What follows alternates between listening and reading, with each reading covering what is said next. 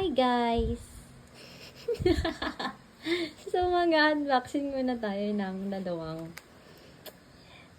planner. Isang Mercury Drug Daybook 2025 na Suki Planner. Makukuha mo siya sa Mercury Drugs 35 points ata, not sure. Pero around that. Mas mura siya compare last time kasi parang nasa 60 points yung last year. Kinuha ko din yung tatlo doon. Pero sa branch namin ngayon, naubos yung dalawang color. Wala yung, may green ito, tsaka meron pang blue. So, orange lang yung nakuha ko. Then, we also have this Starbucks na 2025 planner. So, unahin muna natin to. Ang Suki planner. Ano ba kang gunting? Gunting pala to. Ano ba to? Diba? Ang hirap. Pinapahirapan ko sa sarili ko. Wala akong tuko. Yarn.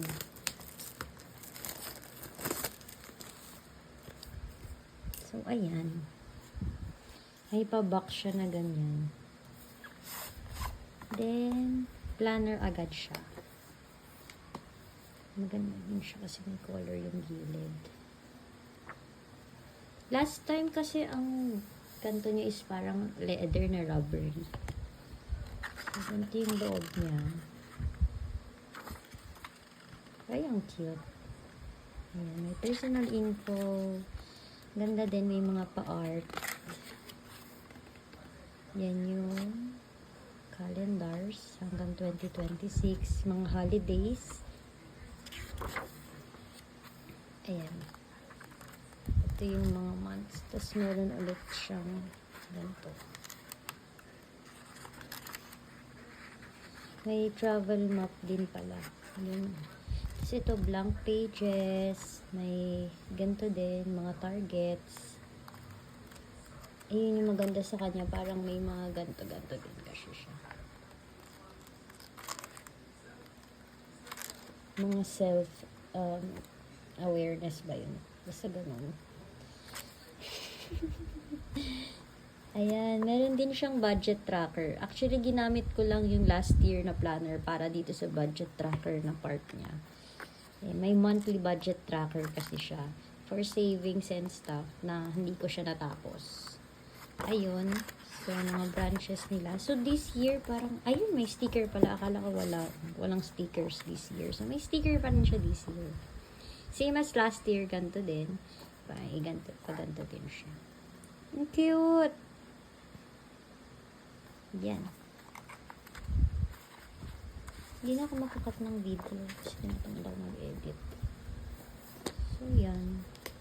Cute! Balik ko lang kasi hindi natin sure kung kailan natin siya gagamitin. And then, the next one is the Starbucks. Mas mahirap tong kunin kumpara dun sa isa kasi counting points lang. Kaya siguro mabilis maubos. Doon maganda din naman siya. Mas ano lang to. Hindi lang siya hindi lang kasi siya planner. So, sa box pa lang, maganda na siya. Ayan. Cute ng box. Pwede siyang gamitin for pang-gift. May makakalang box na. Oh! Para ako nag-unboxing ng bag. Ayan. Ang taray. Oh, diba? Ito yung bag niya. Ito, kaya ko siya kinuha dahil talaga dito sa bag. Ano to? Kasi may may magnet siya. Yan. Oh, may ganito. Tapos, yung mismong planner. Pero ito pala ang ganda na oh. Oh. Pwede mo na siyang lagyan ng anik-anik. Kahit mga kung ano-ano. Kahit hindi yung mismong planner. Yun talaga yung habol ko. And this ballpen. Ito kasi may ballpen din siya. Dami kong ballpen eh. Ang dami kong ayan. Meron din siyang paper clip. Ang cute!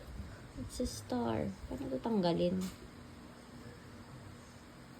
Oh, oh, ayun. May paper clip na siya. Sabihin natin. Then, may ball pen din siya. Ang galing ko naman ito. Ang cute yung ball pen niya ay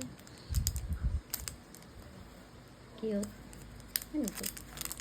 0.7 ata yung pen. 0.7 ballpoint nga siya. Wala akong papel. Pwedeng pag-anuan. Pag-sulatan. Anyway, dito tayo sa planner. Para siyang leather texture din. Ito printed lang to. Ayan. 2025. Meron din siyang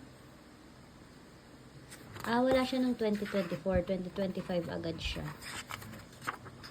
Tapos, yan. Planner belongs to. Walang mga about me. Ay, ang cute ng art. May art din siya. Tapos, dito agad tayo sa ganito. January, tapos may ganito siya. Then, February, then may ganito din siya. Ganyan lang siya. So, parang may mga in-betweens lang na art. Yan.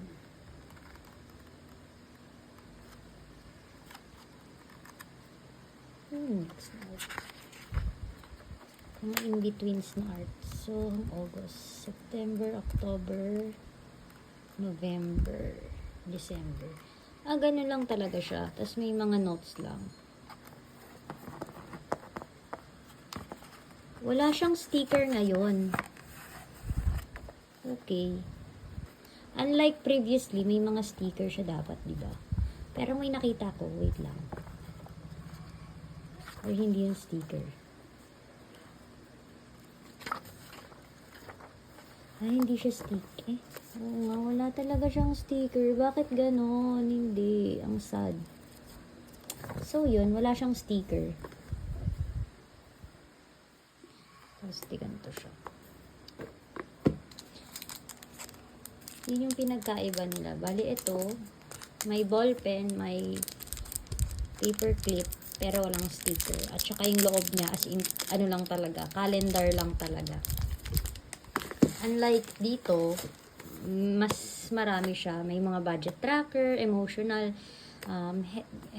growth, mga ganon. Parang, if ever papiliin ako kung ano mas gagamitin ko, ito. Pero, ang gusto ko kasi sa Starbucks, yung bag niya. Kung may mug yung Starbucks this year, yun yung kukunin ko, pero wala. So, ito yung kinuha ko. Gagamitin ko dito ito. Itong bag. So, yun lang.